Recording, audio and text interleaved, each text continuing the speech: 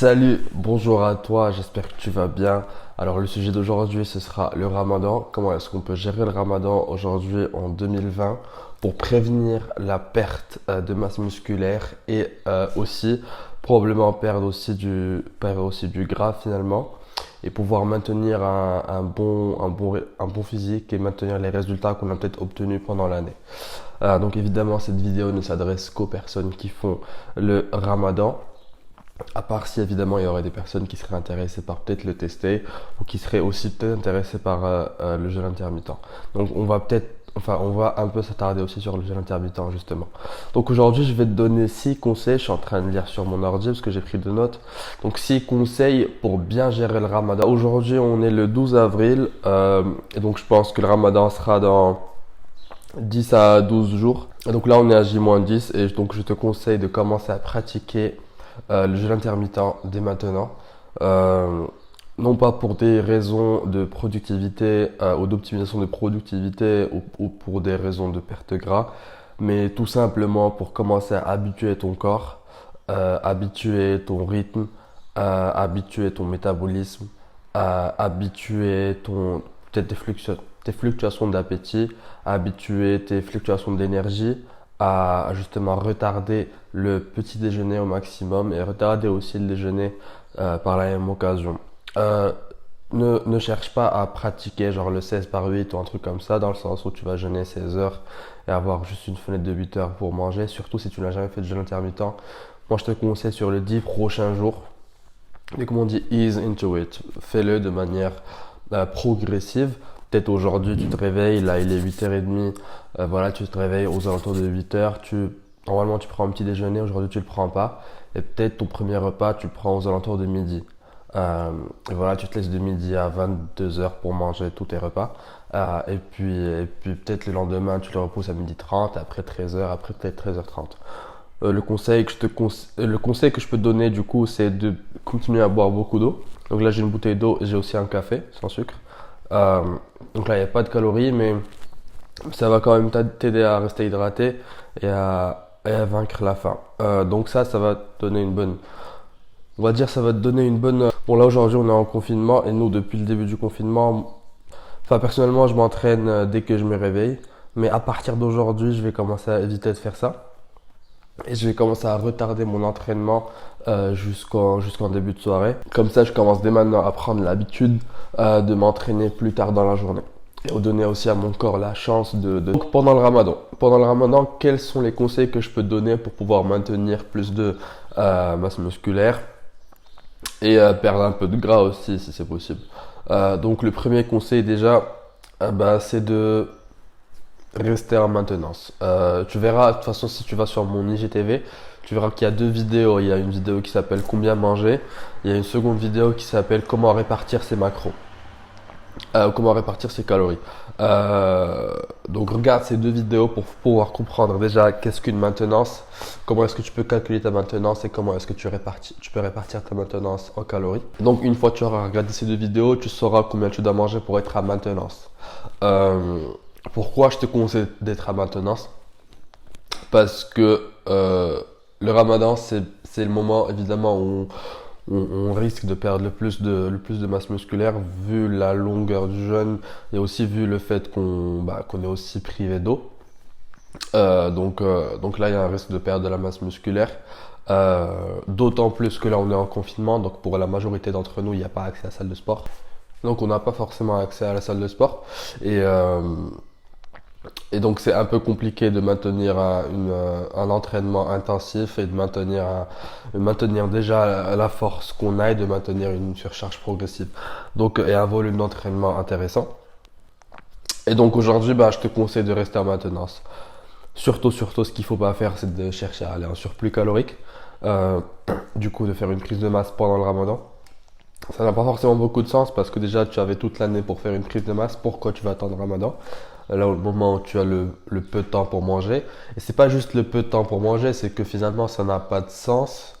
Parce que si tu veux finir tes 3000 ou 4, enfin plutôt tes 4000 calories, tu vas devoir manger très tard dans la soirée ou très tôt dans la matinée, genre 1h du matin, 2h du matin. Et ça, c'est pas forcément une bonne habitude à prendre dans le sens où pense à après le ramadan, comment est-ce que tu vas gérer.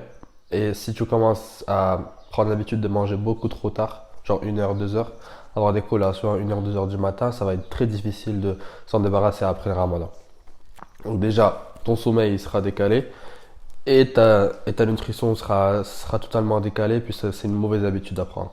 Donc moi je te déconseille de chercher à manger le plus de calories possible, plutôt rester en maintenance. Si ton objectif finalement pendant le ramadan c'est juste la perte de gras, donc là oui, il est plutôt conseillé de faire un déficit calorique. Un déficit calorique modéré, ne cherche pas à descendre tes calories, genre à 2000 calories par rapport à ta maintenance.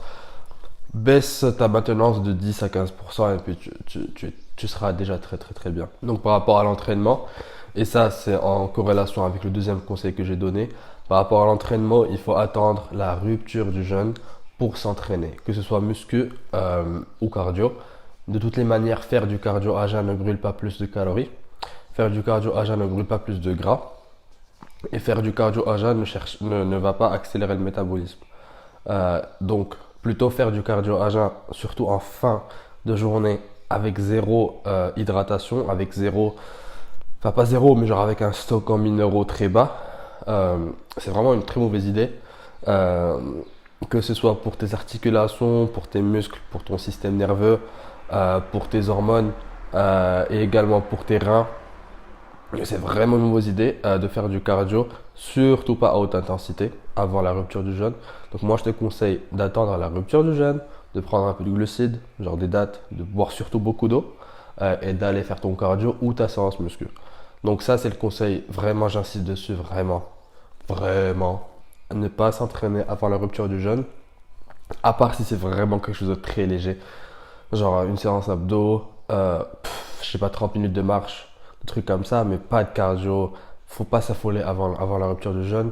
Encore une fois, s'entraîner à jeun, euh, faire du cardio à jeun surtout, ne veut pas dire perdre plus de gras. Le but, enfin, le seul, vraiment le seul critère aujourd'hui que tu dois prendre en compte, parce que je pense que toi qui me regardes, tu n'es pas forcément compétiteur, tu cherches pas la performance, tu cherches pas à être on stage, tu n'es pas bodybuilder pro. Aujourd'hui, la seule chose qui compte pour toi, si tu es dans ce cas de figure, c'est le déficit calorique. C'est sur les 24 heures, c'est de manger moins que ce que tu brûles. Donc que tu brûles les choses avant ou après avoir mangé, ça revient exactement au même.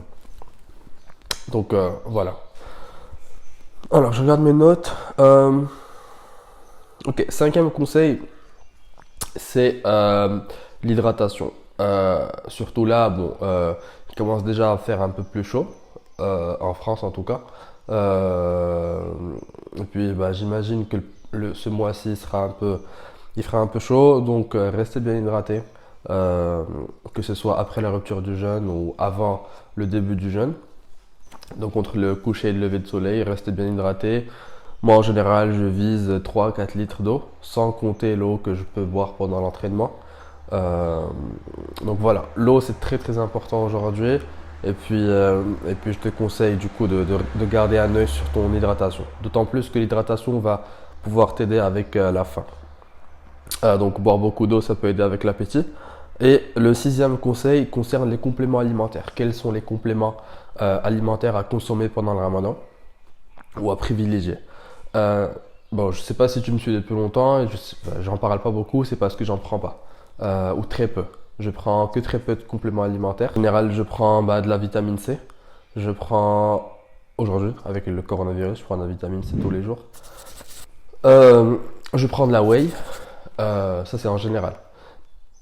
Et je prends de la créatine. Bon là ça fait bien longtemps que j'en ai pas pris parce que je suis même pas confiné chez moi.